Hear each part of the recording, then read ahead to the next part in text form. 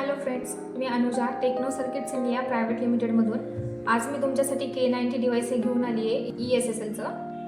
तर ह्याचा यूज कुठे कुठे होतो आणि याचे काय फीचर्स आहेत आपण शॉर्टमध्ये या व्हिडिओमधून बघणार आहोत.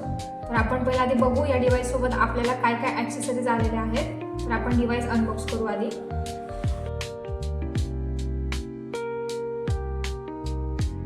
हे ESSLचं K90 डिव्हाइस आहे. याच्यामध्ये तुम्हाला एक RFID कार्ड पण येईल. प्लस याच्यामध्ये तुम्हाला डिव्हाइसला पॉवर देण्यासाठी 12 व्होल्टचं 2 अँपिअरचं एक ॲडॅप्टर पण येईल. प्लस याच्यामध्ये तुम्हाला पॉवरसाठी लागणारं कनेक्टर प्लस ॲक्सेस कंट्रोलसाठी ज्या केबल्स लागतात त्या केबल्स पण येतील. सो ओव्हरऑल या किटमध्ये एवढ्या सगळ्या ॲक्सेसरीज आहेत आपल्याला या डिव्हाइससोबत. तर बेसिक या डिव्हाइसचे फीचर्स असे आहेत की या डिव्हाइसमध्ये 8चे फिंगरप्रिंट आपण ॲड करू शकतो. प्लस 800 RFID कार्ड ॲड करू शकतो. टोटल 80,000 ट्रान्झॅक्शन आपण या डिव्हाइसमध्ये करू शकतो. प्लस या डिव्हाइसचा डेटा ट्रान्सफर करण्यासाठी आपण USB आणि लँड केबलचा वापर करू शकतो.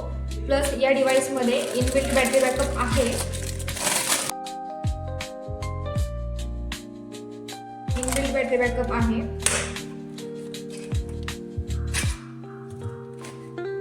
हे बॅटरी बॅकअपसाठीचं स्विच आहे. हे ऑन ऑफ करून आपण बॅटरी ऑन किंवा ऑफ करू शकतो. प्लस हे ॲक्सेस कंट्रोलसाठीचे सॉकेट्स आहेत. प्लस हे पॉवरसाठीचं सॉकेट आहे. इथे पण पॉवरसाठीचं आहे. प्लस इथे लँड केबलचं सॉकेट आहे. आणि डिव्हाइसच्या या साईडला USBचं सॉकेट आहे जेणेकरून आपण USB कनेक्ट करून त्याच्यामध्ये डेटा डाउनलोड करू शकतो. तर हे डिव्हाइस आहे. प्लस या डिव्हाइसचा हे डिव्हाइस जर आपण ॲक्सेस कंट्रोलमध्ये यूज करत असू तर या डिव्हाइसमध्ये आपण EM lock, push button, exit switch आणि बोल्ट लॉक या प्रकारचे डिव्हाइसेस यूज करू शकतो. या डिव्हाइसमध्ये काय काय मेनू आहेत ते आपण डिव्हाइस कसं ऑन होतं, याच्यामध्ये फिंगरप्रिंट कशा ॲड करायच्या, RFID कार्ड वगैरे कसे ॲड करायचे त्याचे बेसिक आपण ट्युटोरियल पाहूया.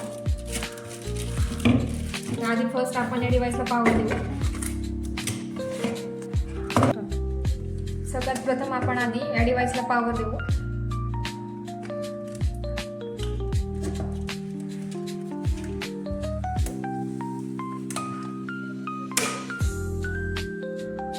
पॉवरचं बटन आपण चालू केले. आपण हे पॉवरसाठी हे बटन थोड्या वेळ प्रेस करून घेऊ.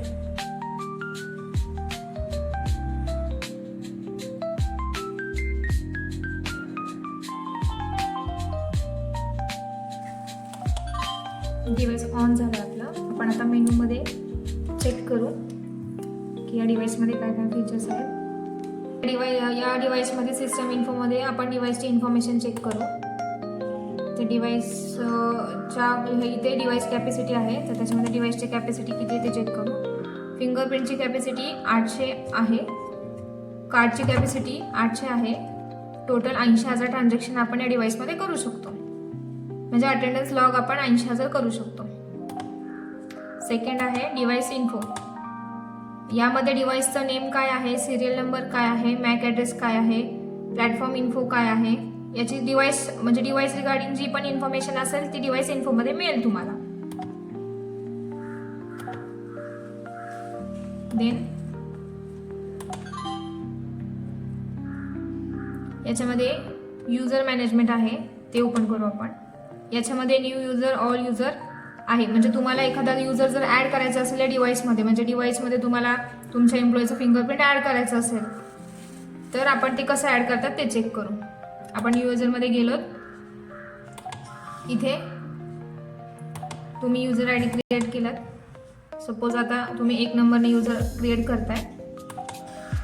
ठीक आहे. सेकंड तुम्ही त्याचं नाव, तुमच्या एम्प्लॉईचं नाव एंटर करू शकता. इथे एक एम्प्लॉई ॲड केलं आहे आपण याच्यामध्ये आपण फिंगरप्रिंट ॲड करू. आता तुम्ही तुमच्या एम्प्लॉईचे कोणतेही 2 फिंगरप्रिंट ॲड करू शकता याच्यामध्ये.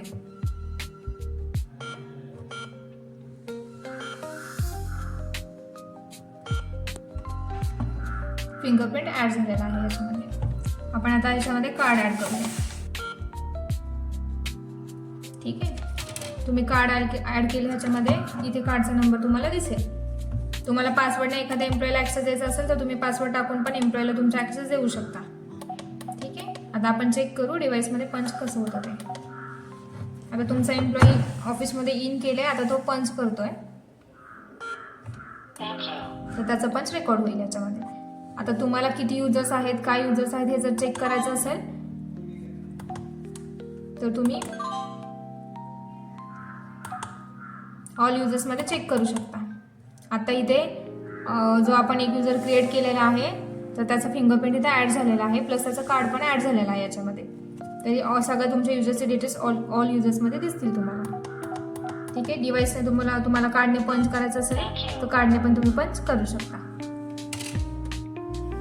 या डिव्हाइससाठी आपण जे सॉफ्टवेअर यूज करतो ना, त्या सॉफ्टवेअरचं नाव ई-टाइम ट्रॅकलाइट हे आहे. त्याच्यामध्ये तुम्हाला तुमच्या एम्प्लॉईचे डेलीचे अटेंडन्स, इन आउट, प्लस तुम्हाला त्याचे काही लिव्ह असतील, हॉलिडेज असतील, शिफ्ट्स असतील, त्या सगळ्यांची सेटिंग आपण त्या सॉफ्टवेअर थ्रू करू शकतो. प्लस तुम्हाला जर तुमच्या एम्प्लॉईचे डेली बेसिसवरती, विकली बेसिसवरती, मंथली बेसिसवरती तुम्ही रिपोर्ट काढू शकता एक्सेल फॉर्मॅटमध्ये. तर ही झाली सगळी SSLK90 डिव्हाइसची बेसिक इन्फॉर्मेशन आहे.